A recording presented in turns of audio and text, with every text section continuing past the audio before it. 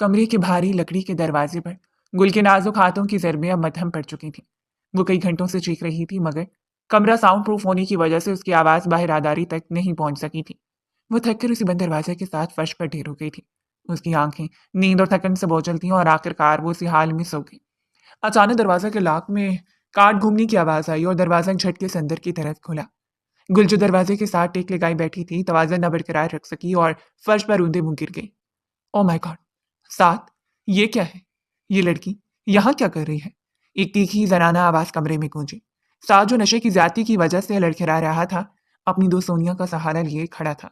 उसने अपनी धुंधली नज़रों से सामने फर्श पर पड़ी लड़की को देखा। गुल हड़बड़ा कर उठी। उसका दुपट्टा उसके शानों से ढलक गया था और बाल बिखरे हुए थे। तुम? तुम कौन हो? साद ने लड़खड़ाती ज़बान में पूछा। गुल की घबराहट की इंतहा न थी। मैं? मैं यहाँ सफाई और चेकिंग के लिए आई थी। दरवाज़ा बाहर से लॉक हो गया था। प्लीज़ मुझे जाने दें। सोनिया ने तंज़िया कहकर लगाया। साद, तुमने तो कहा था कि तुम्हारा प्राइवेट स्वीट है और यहाँ कोई नहीं आएगा। तुमने मुझे यहाँ बुलाया और पहले से यहाँ एक लड़की मौजूद है। वाह! तुम तो बड़े खिलाड़ी निकले। सोनिया, मेरी बात सुनो। मैं इस लड़की को नहीं जानता। साद ने उसे रोकने की कोशिश की, मगर सोनिया ने उसका हाथ झटक दिया। बस, बहुत हो गया। मुझे लगा तुम मुझसे मुखलिस हो, मगर तुम तो धोखेबाज निकले। तुम अपनी उस मुलाज़िमा के साथ रात एंजॉय करो। मैं जा रही हूँ। सोनिया ने गुस्से से अपना बैग उठाया और पैर पटकते हुए कमरे से बाहर निकल गई। साद ने उसे पुकारा, मगर वो जा चुकी थी। अब कमरे में सिर्फ साद और गुल रह गए थे। साद का पारा एकदम हाई हो गया। उसने गुस्से से गुल की तरफ कदम बढ़ाया। तुम्हारी हिम्मत कैसी हुई मेरा मूड खराब करने की? तुम जानती हो तुम्हारी वजह से मेरी रात बर्बाद हो गई है। उसने गुल का बाजू सख्ती से जकड़ लिया। गुल दर्द से करा उठी। छोड़े मुझे। मैंने कुछ नहीं किया। मैं खुद यहाँ कैद थी। मुझे बाहर निकलने दे। नहीं, अब तुम कहीं नहीं जाओगी। तुमने मेरा नुकसान किया है। अब तुम ही मेरी ख्वाहिश पूरी करोगी। साद के लहजे में दरिंदगी थी। वो जैसे उसे मजीद करीब करने के लिए झुका, उसकी नजर गुल के चेहरे पर पड़ी। कमरे की मध्यम रोशनी में गुल की आंखों में चमकते आंसू और उसके माथे पर मौजूद एक छोटा सा निशान देखकर साद के कदम जैसे जमीन में गिर गए थे। उसका हाथ गुल के बाजू पर ढीला पड़ गया। गुल? उसके हलक से सरगोशी निकली। गुल जो पहले सिर्फ डर रही थी, उसके मुंह से अपना नाम सुनकर ठिठक गई। उसने अपनी नफरत भरी नजरें साद के चेहरे पर जमाई। करीब होने की वजह से वो अब उसे पहचान चुकी थी। तुम? मलिक साद। गुल की आवाज में खौफ की जगह बेपनाह नफरत ने ले ली थी। वही मलिक साद जिसके बाप ने मेरे बाप को सड़क पर ला खड़ा किया, जिसने हमारी खुशियां छीन ली। साद का नशा जैसे पल भर में उड़ गया था। उसके सामने भी छोटी सी गुलू खड़ी थी, जिसके साथ वो बचपन में खेला करता था, जो उसकी मंगेतर थी, जिसे उसके बाप की लालच ने दरबदर कर दिया था। गुल, तुम यहाँ इस हाल में? मेरा मतलब है तुम होटल में जॉब करती हो? साद ने हिचकिचाते हुए पूछा। गुल ने कारे से अपना बाजू छुड़ाया और पीछे हटे। हाँ, मैं यहाँ जॉब करती हूँ, क्योंकि तुम्हारे खानदान ने हमें इस काबिल नहीं छोड़ा कि हम इज्जत से जी सके। हम गरीब जरूर हैं, मगर तुम्हारी तरह गिरे हुए नहीं हैं। तुमने अभी क्या कहा? ख्वाहिश पूरी करोगे? अपनी औकात देखो। मलिक साद, तुम आज भी वही जहरीले इंसान हो जो तुम्हारा बाप है। साद ने तड़प कर कहा। मेरी बात तो सुनो। मुझे नहीं मालूम था कि वो तुम हो। अगर मैं ना होती, कोई और लड़की होती, तो क्या तुम इसके साथ यही करते? गुल ने उसे बीच में ही टोक दिया। तुम्हारी खैरत तो सीधे मर गई थी जब तुमने अपने चाचा के घर को आग लगते देखा था और खामोश रहे थे। मुझे तुमसे घिन आती है। सास शर्मिंदगी से जमीन में गिरने लगा। गुल, मैं अब वो नहीं रहा। मैंने तुम्हें बहुत ढूंढा, यकीन करो। क्यों ढूंढा? ये देखने के लिए कि हम अभी जिंदा हैं या मर गए। गुल ने दरवाजे की तरफ कदम बढ़ाया। रास्ता छोड़ो मेरा। मुझे तुम्हारी शक्ल भी नहीं देखनी। साद ने आगे बढ़कर दरवाजे पर हाथ रख दिया ताकि वो जा न सके। नहीं, तुम इस वक्त इस हाल में बाहर नहीं जा सकती। रात के 3 बज रहे हैं। तुम्हारे साथ इस कमरे में रहने से बेहतर है कि मैं सड़क पर मर जाऊं। गुल ने सख्ती से कहा। मलिक साहब, आज तुम्हारा गरूर उस होटल की दीवारों में बंद है, लेकिन याद रखना, मेरा खुदा देख रहा है। तुम और तुम्हारा बाप कभी सकून नहीं पाओगे। साद की आंखों में नमी आ गई। वो वही लड़की थी जिससे उसने बचपन में मोहब्बत का वादा किया था। आज वो उसे गुनहगार की नजर से देख रही थी। मैं तुम्हें तुम्हारे घर पहुंचा देता हूँ। प्लीज, मेरी बात मान लो। साद ने इल्तिजाइया लहजे में कहा। मेरे घर का रास्ता तुम्हें भूल जाना चाहिए था। मेरा अब कोई नहीं है सिवाय इस खुदा की जिसने मुझे तुम्हारे शर से बचाया। गुल ने उसे धक्का दिया और कमरे से बाहर निकल गई। साद वहीं साकित खड़ा रह गया। कमरे की आसाइशों से अब काटने को दौड़ रही थी। उसने गुस्से में करीब पड़ा शीशे का गिलास दीवार पर दे मारा। गुल राहदारी में तेज तेज कदम उठाती भाग रही थी। उसके पीछे कदमों की चाप उसे मजीद खौफजदा कर रही थी। साद उसे पुकारता हुआ पीछे आ रहा था। उसका लहजे में अब एक तड़प और पछतावा था। गुल, रुको, मेरी बात सुनो। तुम इस तरह अकेली नहीं जा सकती। साद की आवाज खाली राहदारी में गूंजी। गुल एकदम उड़ी, उसकी आंखों में सुख डोरे उतर आए थे। पीछा करना छोड़ दो मेरा, क्या अब भी तुम्हारी तसल्ली नहीं हुई? उसी वक्त लिफ्ट का दरवाजा खुला और होटल का मैनेजर मिस्टर फारूक दो सिक्योरिटी गार्ड के साथ बरामद हुआ। राहदारी में शोर सुनकर वो फौरन वहां पहुंचा था। गुल को बिखरे बालों और रोती हुई हालत में देखकर उसके माथे पर त्रिवरियां चढ़ गईं। ये क्या बदतमीजी है? गुल, तुम यहाँ इस वक्त क्या कर रही हो? और मलिक साहब के साथ तुम्हारा क्या झगड़ा है? फारूक ने सख्त लहजे में पूछा। गुल कुछ कहने ही वाली थी कि फारूक ने उसे बोलने का मौका न दिया। तुम जैसी लड़कियां होटल के नाम बदनाम कर देती हैं। जॉब चेकिंग की थी और तुम यहाँ प्राइवेट सूट्स में घूम रही हो। कल सुबह अपनी तनख्वाह लेना और यहाँ से दफा हो जाना। हमें तुम्हारी जरूरत नहीं। गुल का चेहरा सफेद पड़ गया। सर मेरी बात तो सुने। मैं कैद हो गई थी। खामोश। फारूक चिल्लाया। मलिक साहब हमारे वीआईपी गेस्ट हैं, उनके सामने जबान दराजी मत करो। जबान संभाल कर बात करें मिस्टर फारूक। साथ की गिरफ्तार आवाज ने फारूक को साकित कर दिया। साथ आगे बढ़ा और फारूक के बिल्कुल सामने आकर खड़ा हो गया। उसकी आंखों का नशा गुस्से की तपिश में बदल चुका था। तुम्हारी हिम्मत कैसी हुई ऐसे इस लहजे में बात करने की? फारूक अक्का बक्का रह गया। सर, वो मैं तो आपकी खातिर, मेरी खातिर इसे जलील करने की जरूरत नहीं है। ये लड़की यहाँ किसी गलत इरादे से नहीं थी। दरवाजा लॉक होना होटल की गलती है, इसकी नहीं। अगर इसे खराश भी आई या तुमने इसे नौकरी से निकालने की बात दोबारा की तो मैं तुम्हारा ये होटल बिकवा दूंगा। समझ आई? साद का लहजा इतना सर था कि फारूक की रीढ़ की हड्डी में सनसनी दौड़ गई। जी, जी सर, माजरत चाहता हूँ। फारूक ने सर झुका लिया। साद ने मुड़कर गुल की तरफ देखा, जो हैरत और हकारत के मिले जुले जज्बात से उसे देख रही थी। साद ने अपने एक गार्ड जलाल को इशारा किया, जो थोड़ी दूर पर खड़ा था। जलाल, गाड़ी निकालो, हमें उन्हें घर छोड़कर आना है। मैं तुम्हारे साथ कहीं नहीं जाऊंगी। गुल ने दो टोक जवाब दिया। गुल, जिद मत करो। रात के 3 बज रहे हैं, बाहर कोई रिक्शा या टैक्सी नहीं मिलेगी। मैं तुम्हें तुम्हारी गली के बाहर छोड़ दूंगा। अंदर नहीं जाऊंगा प्लीज। साद ने तकरीबन इल्तिजा की। गुल ने एक नजर फारूक पर डाली, जो अभी वहां खड़ा था, और फिर साद पर। उसे मालूम था कि उस वक्त अकेले निकलना खतरनाक हो सकता है। वो खामोशी से लिफ्ट की तरफ बढ़ गई। गाड़ी में खामोशी का राज था। जलाल ड्राइविंग सीट पर था, जबकि साद और गुल पीछे बैठे थे, मगर उनके दरमियान एक वसी खालिज थी। गुल खिड़की से बाहर देख रही थी, जबकि साद बार बार उसे देखने की कोशिश करता और फिर नजरें चुरा लेता। तुम कहाँ रहती हो? साद ने दबी आवाज में पूछा। वहां, जहां तुम्हारे बाग के कारिंदे हमें छोड़ कर आए थे।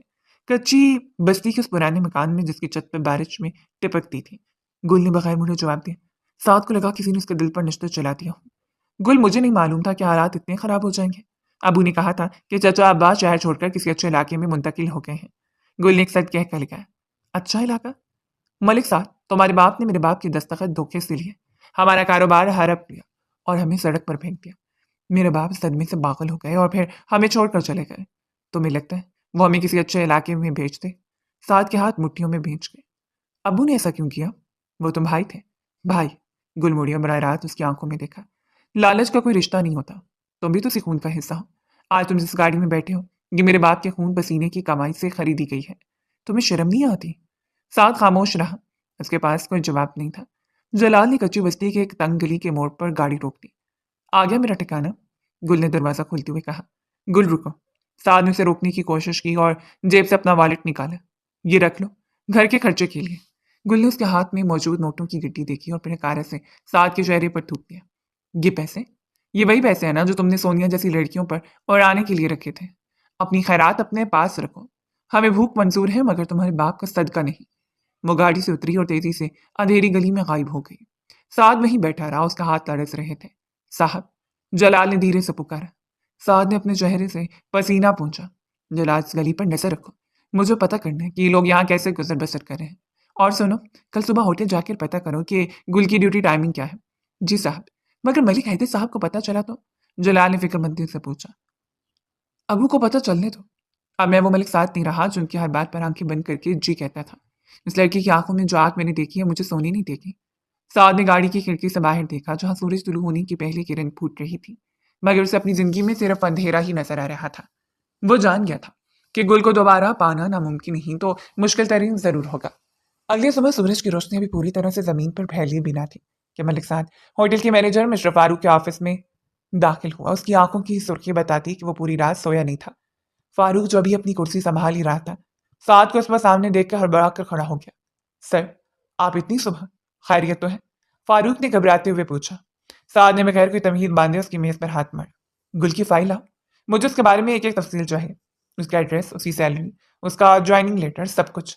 फारूक ने जल्दी से कंप्यूटर पर टाइप करना शुरू किया। सर वो असल में थर्ड पार्टी कॉन्ट्रैक्ट पर है, यानी एक एजेंसी के जरिए आई है, इसीलिए उसकी फाइल ज़्यादा तफसीली नहीं होगी। लेकिन मैं भी मंगवाता हूँ। मुझे इसकी परवाह नहीं कि वो किसके जरिए आई है। मुझे जानना है कि उसे कितनी तनख्वाह मिलती है और उसकी शिफ्ट क्या है। साद का लहजा फैसला कुन था। सर, वो रोजाना 4 घंटे पार्ट टाइम काम करती है। उसे माहाना 20,000 रुपए मिलते हैं। कॉलेज के बाद आती है। फारूक ने डरते डरते बताया। 20,000? साद के जहन में एक धमाका हुआ। वो कल रात जिस नशे की बोतल को चढ़ा कर आया था उसकी कीमत 20 से ज्यादा थी। 20,000? मैं आज के दौर में कौन जीता है? उसने बढ़ाते हुए फारूक की तरफ देखा। आज से गुल की तनख्वाह 1 लाख रुपए होगी। फारूक की आंखें हैरत से फैल गई। सर 1 लाख? ये तो मैनेजर लेवल की सैलरी है। वो तो एक आम हेल्पर है। साद ने उसे गुस्से से घूरा। मैंने पूछा तुमसे कि ये किस लेवल की सैलरी है? ये पैसे होटल के अकाउंट से नहीं मेरे पर्सनल फंड से जाएंगे। और सुनो, उसे मालूम नहीं होना चाहिए कि ये मैं कर रहा हूँ। उसे कहना कि होटल की नई पॉलिसी है या उसे प्रमोट कर दिया गया है। अगर उसे शक भी हुआ तो तुम्हारी खैर नहीं। फारूक ने तेजी से सर हिलाया। जी सर, बिल्कुल ऐसा ही होगा। साद ऑफिस से बाहर निकला तो राहदारी में जलाल उसका मुंतजर था। साहब मैंने मालूम कर लिया है। गुल बीबी अपनी वालदा के साथ रहती हैं। उनके वालिद का इंतकाल 2 साल पहले हुआ था। वो उस वक्त कॉलेज में पढ़ती हैं और साथ में ये जॉब भी करती हैं। उनके कजिन फाहद का भी वहां आना जाना रहता था। फाहद? ये कौन है? साद के माथे पर बल पड़ गए। वो उनके मामूजाद भाई हैं, शायद उनकी मदद करते हैं। जलाल ने जवाब दिया। साद के दिल में हंसक की एक लहर दौड़ी। मदद? वहां बढ़ाते हुए गाड़ी की तरफ बढ़ा कि उसी वक्त उसका फोन बजने लगा। स्क्रीन पर नताशा का नाम चमक रहा था। साद ने बेजारी से कॉल रिसीव की। हाँ नताशा। साद तुम कहाँ हो? कल रात तुम सोनिया के साथ थे और सुना है वहां कोई बड़ा हंगामा हुआ है। वो लड़की मुझे फोन करके कह रही थी कि तुमने किसी वेट्रेस की खातिर उसे जलील किया। नताशा की आवाज में गुस्सा तजस्सुस था। वो सोनिया पागल है, उसे इग्नोर करो। और मैं इस वक्त काम में मसरूफ हूँ, बाद में बात करेंगे। साद ने सद महरी से कहा। साद, तुम्हारे पापा ने आज शाम में डिनर पर बुलाया है। वो हमारी मंगनी की तारीख तय करना चाहते हैं। वक्त पर पहुंच जाना। नताशा ने हुक्म सादिर किया और फोन काट दिया। साद ने फोन सीट पर दे मारा जैसे उसकी स्क्रीन चटक गई। मंगनी? किससे? उस लड़की से जिसका बाप मेरे बाप के साथ मिलकर लोगों की जिंदगियों से खेलता है। वो गाड़ी चलाकर अपने अपार्टमेंट पहुंचा मगर वहां का सुकून उसे काटने को दो रहा था। उसे बार बार गुल के अल्फाज याद आ रहे थे। अपनी औकात देखो मलिक साहब, तुम आज भी वही जहरीले इंसान हो जो तुम्हारा बाप है। उसने जलाल को दोबारा कॉल की। जलाल एक काम करो, होटल के करीब जो अच्छा सा रेस्टोरेंट है वहां से बेहतरीन लंच पैक करवाओ और होटल के मैनेजर के जरिए गुल को भिजवाओ। कहना कि स्टाफ के लिए स्पेशल डे है। मगर साहब, वो बहुत खुददार लड़की है। जलाल ने याद दिलाया। मुझे मालूम है, इसीलिए तो कह रहा हूं कि मेरा नाम नहीं आना चाहिए। उसे लगना चाहिए कि ऐसा होटल की तरफ से है। उसे भूखा नहीं रहना चाहिए। जलाल, उसकी आंखें बताती थी कि वो थक चुकी है। सास सोफे पर ढह गया और छत को घूरने लगा। उसे याद आया जब वो 10 साल का था और गुल 6 साल की थी। वो उसे अपनी गुड़िया कहता था। उसके बाप ने वो गुड़िया छीन कर उसे कच्ची बस्ती के अंधेरों में धकेल दिया था। गुलू, मैं कैसे तुम्हें यकीन दिलाऊं कि मैं वो नहीं हूं जो तुम सोच रही हो? उसने आंखें मूंद ली मगर अंधेरे में भी उसे गुल का नफरत भरा चेहरा ही नजर आया। उसी वक्त उसके कमरे का दरवाजा जोर से खुला और मलिक हैदर उसके वालिद अंदर दाखिल हुए। उनके चेहरे पर एक फातिहाना मुस्कुराहट थी, लेकिन आंखों में वही पुरानी चालाकी थी। साहब, सुना है आजकल होटल की एक मामूली मुलाजमा पर बहुत मेहरबान हो रहे हो। हैदर की आवाज ने साद के जिस्म में चुचुरी पैदा कर दी। साद उठकर खड़ा हो गया। आपको कैसे पता चला? बेटे, इस शहर में ऐसी कोई चीज नहीं जो मलिक हैदर की नजर से ओझल रहे। याद रखना वो सांप की बेटी है। जितना भी दूध पिला लो डसेगी जरूर। उसे नौकरी से निकालो और अपनी जिंदगी पर तवज्जो दो, वरना मुझे अपना तरीका इस्तेमाल करना पड़ेगा। साद ने अपने बाप की आंखों में आंखें डालकर देखा। वो सांप की बेटी नहीं, आपके भाई की बेटी है। और अगर आपने उसे नुकसान पहुंचाने की कोशिश की तो याद रखिएगा कि मैं आपका बेटा हूं। दुश्मन बनते देर नहीं लगेगी। मलिक हैदर का कहका पूरे कमरे में गूंजा, मगर साद जानता था कि ये जंग अब उसके घर के अंदर तक पहुंच चुकी है। गुल जब अपने घर की बोसीदा लकड़ी के दरवाजे पर पहुंची तो उसके हाथ अब भी लरस रहे थे। उसने गहरा सांस लिया, अपने चेहरे से आंसुओं के निशान पूछे और दरवाजा धकेला। अंदर सहन में एक पुरानी चारपाई पर उसकी माँ जैनब बेगम जयनमाज बिछाए बैठी तस्बीह पढ़ रही थी। गुल को देखते उनके चेहरे पर इत्मीनान की लहर दौड़ी, मगर गुल की हालत देखकर वो फौरन फिक्रमंद हो गई। इतनी देर क्यों कर दी बेटी? और तुम्हारा हुलिया ऐसा क्यों हो रहा है? क्या हुआ होटल में? जैनब बेगम ने सहारा लेकर उठते हुए पूछा। गुल ने नजरें झुका ली। वो अपनी माँ को ये नहीं बता सकती थी कि जिस शख्स ने उनकी जिंदगी बर्बाद की उसका बेटा उसे होटल के कमरे में मिला था। कुछ नहीं अम्मी, बस वो काम जाता था और वापसी पर रक्षा नहीं मिल रहा था, इसलिए पैदल आना पड़ा। पैदल? इतनी दूर से?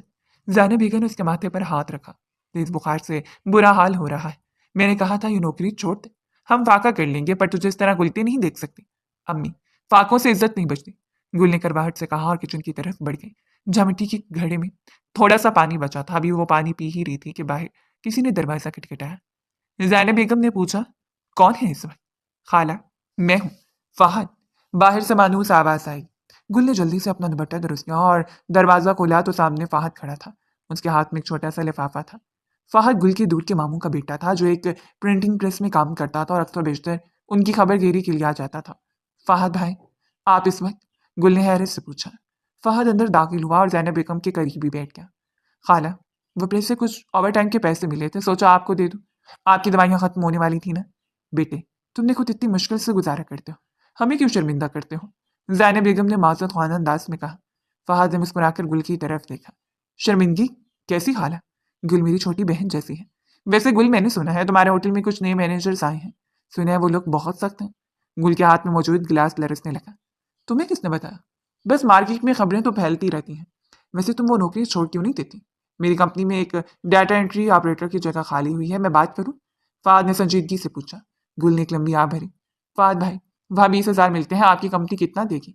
8 या 10,000। मेरा कॉलेज, अम्मी की दवाई और घर का किराया, ये सब कैसे पूरा होगा? लेकिन वहाँ का माहौल ठीक नहीं है गुल। तुम एक पढ़ी लिखी लड़की हो। इन 5 स्टार होटलों में अमीर ज़्यादा अपनी अयाशी के लिए आते हैं। मुझे डर लगता है। फाद के लहजे में फिक्र थी। गुल की आंखों में मलिक साद का चेहरा घूम गया। डर तो मुझे भी लगता है फाहद भाई, मगर भूख का डर सबसे बड़ा होता है। आप फिक्र न करें, मैं अपना ख्याल रख सकती हूँ। ज़ैनब बेगम ने बीच में मुदाखलत की। बेटा फ़हद, उसे समझाता क्यों नहीं? इसकी जिद हमें किसी दिन ले डूबेगी। वैसे फ़हद, वो जो मलिक हैदर का बेटा है साद, सुना है वो शहर वापिस आ गया। इस नाम का तस्करा होते ही सहन में खामोशी छा गई। गुल का दिल तेजी से धड़कने लगा। फ़हद ने नफरत से थूका। जी खाला, आ गया है। बाप की तरह वो भी आयाश और मगरूर है। सुना है नताशा से उसकी मंगनी होने वाली है। अल्लाह खारिज करे उन लोगों को जिनकी वजह से चचा जान सड़क पर आए। गुल ने अपने हाथ की मुठ्ठियां भींच ली। वो कभी खुश नहीं रहेंगे। फहद भाई, जिसने किसी का हक मारा हो, उसे कभी सुकून नहीं मिलता। फहद उठ खड़ा हुआ। खैर, मैं चलता हूँ। गुल, तुम सोच लेना, अगर वो नौकरी छोड़नी हो तो मुझे बताना। और हाँ, अपना फोन ऑन रखा करो, मैंने कई बार कॉल की थी। फहद के जाने के बाद गुल वहीं सहन में बैठ गई। उसने आसमान की तरफ देखा, जहाँ तारे धुंधले नजर आ रहे थे। उसे बचपन का मंजर याद आया, जब वो और साद इसी तरह सितारों को देखा करते थे और साद कहता था कि वो उसके लिए चांद तोड़ कर लाएगा।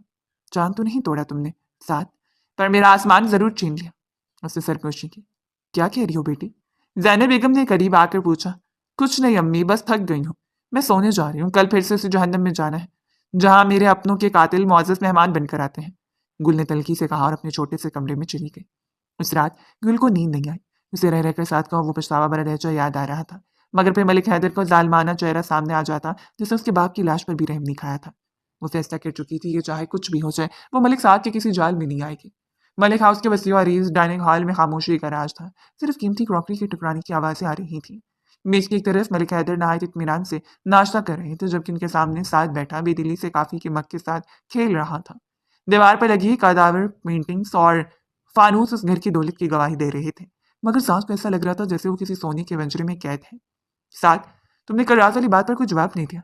मालिक हैदर ने टिश्यू पेपर से हाथ साफ करते हुए सर लहजे में गुफ्तगू का आगाज किया।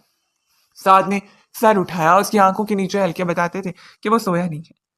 कौन सी बात डैड? नताशा से तुम्हारी मम्मी की बात। मैंने उसके वालिद से बात कर ली है, वो अगले हफ्ते की तारीख पर राजी है। ये बिजनेस डील हमारे लिए बहुत अहम है। हैदर ने ऐसे कहा जैसे बेटे की जिंदगी का नहीं बल्कि किसी नई प्रॉपर्टी का सौदा कर रही हूँ। डैड, नताशा और मेरा कोई जोड़ नहीं।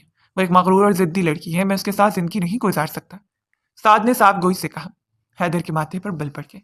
शादी मोहब्बत का नाम नहीं, ताकत का नाम होती है साद। नताशा का बाप इस शहर का सबसे बड़ा ब्यूरोक्रेट है। उससे रिश्ता जुड़ने का मतलब है कि हमारी सल्तनत नाकाबिल तस्खीर हो जाएगी। सल्तनत? साद ने तंजियां कहकर लिखा। डैड, आपने जो सल्तनत बनाई है उसकी बुनियादें दूसरों के आंसुओं पर रखी गई हैं। मुझे ऐसी ताकत नहीं चाहिए। हैदर ने मेज पर जोर से हाथ मारा। अपनी जबान को लगाम दो। ये सब कुछ जो तुम खा रहे हो, जो पहन रहे हो, ये मेरी उसी सल्तनत की बदौलत है। और सुनो, मैंने सुना है तुम आजकल इस होटल की छोकरी के पीछे भाग रहे हो। वो बेकारिन तुम्हें क्या देगी? साथ की आंखों में गुस्सा चमका। वो बेकारिन नहीं है, वो आपके भाई की बेटी है, आपकी भतीजी है वो। मेरा कोई भाई नहीं है। हैदर चिल्लाया।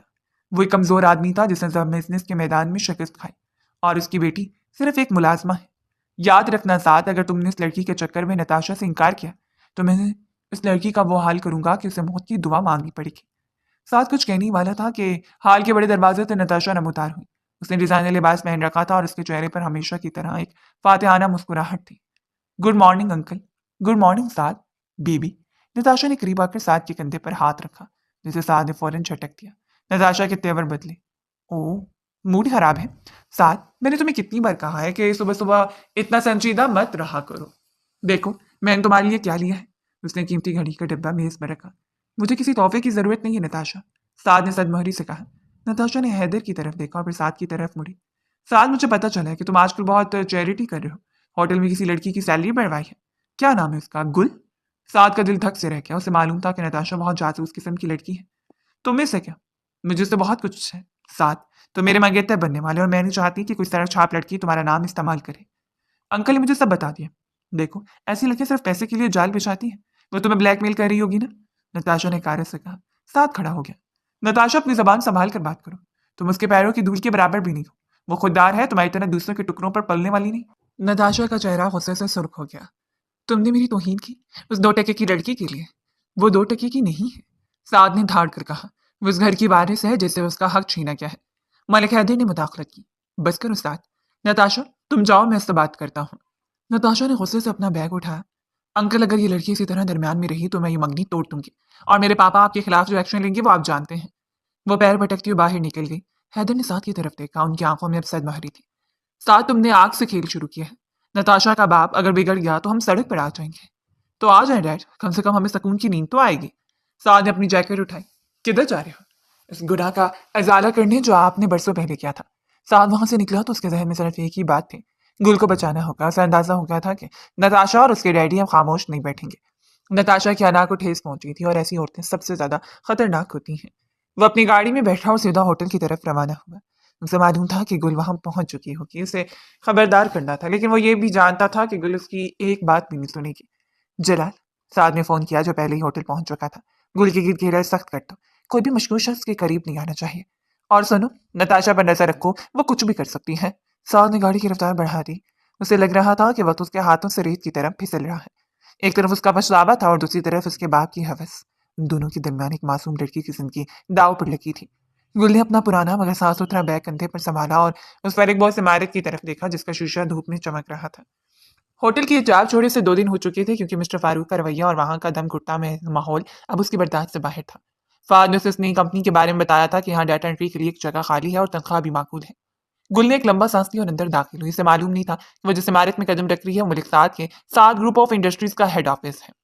लिफ्ट से 15वीं मंजिल पर पहुंचकर वो सेक्रेटरी के डेस्क में रुकी। साइमन नामी लड़की ने उसे ऊपर से नीचे तक देखा और फिर एक मामूस की तरफ बढ़ाया। इंटरव्यू के लिए आई हैं? जी, फाहद साहब ने भेजा। गुल ने धीमे लहजे में जवाब दिया। ठीक है साहब, अभी एक मीटिंग में आप वेटिंग एरिया में बैठे। जैसे ही वो फारिग होंगे मैं आपको बुला लूंगी। साइमन ने स्मार्ट लहजे में कहा। गुल तकरीबन 1 घंटे तक वहां बैठी रही। उसका दिल किसी अनजाने खौफ से धड़क रहा था। आखिरकार साइमन ने उसे इशारा किया। जाए साहब, आपका इंतजार कर रहे हैं। गुल ने लड़खड़ाते हाथों से भारी शीशे का दरवाजा धकेला और अंदर दाखिल हुई। कमरा बेहद वसी था। सामने दीवार पर शहर का खूबसूरत मंजर नजर आ रहा था, और एक बड़ी सी मेज के पीछे एक शख्स कुर्सी की पुष्ट पर अपनी तरफ किए बैठा था। अस्सलाम वालेकुम, मैं इंटरव्यू के लिए आई हूँ। गुल ने अपनी आवाज को मुस्तहकम रखने की कोशिश की। कुर्सी आहिस्ता से घूमी। गुल के पैरों तले से जैसे जमीन निकल गई। सामने मलिक साद बैठा था, जिसके चेहरे पर एक अजीब सी हैरत और फिर फखर की लहर दौड़ गई। तुम? साद के मुंह से सिर्फ इतना ही निकला। गुल का चेहरा गुस्से से तमतमा उठा। वो फौरन मुड़ी ताकि बाहर निकल सके। रुको, गुल मेरी बात सुन। साद अपनी कुर्सी से उठकर तेजी से उसके पीछे आया और दरवाजे के पास उसे रोक लिया। ये सब तुम्हारी चाल थी? गुल ने नफरत से उसकी तरफ देखा। फाद भाई को तुमने इस्तेमाल किया यहाँ बुलाने के लिए, ये नाटक रचाया? साद ने नफी में सर हिला। यकीन करो गुल, मुझे नहीं मालूम था कि तुम यहाँ आओगी। फाद ने जिस कंपनी में बात की थी वो दरअसल मेरी एक जेडी शाख है, मगर मैंने आज ही अपना ऑफिस यहाँ शिफ्ट किया है। ये महज एक इत्तेफाक है। इत्तेफाक? तुम्हारी जिंदगी में तो बड़े इत्तेफाकात होते हैं मलिक साद। पहले होटल का कमरा और अब ये नौकरी। गुल की आवाज में तिलकी थी।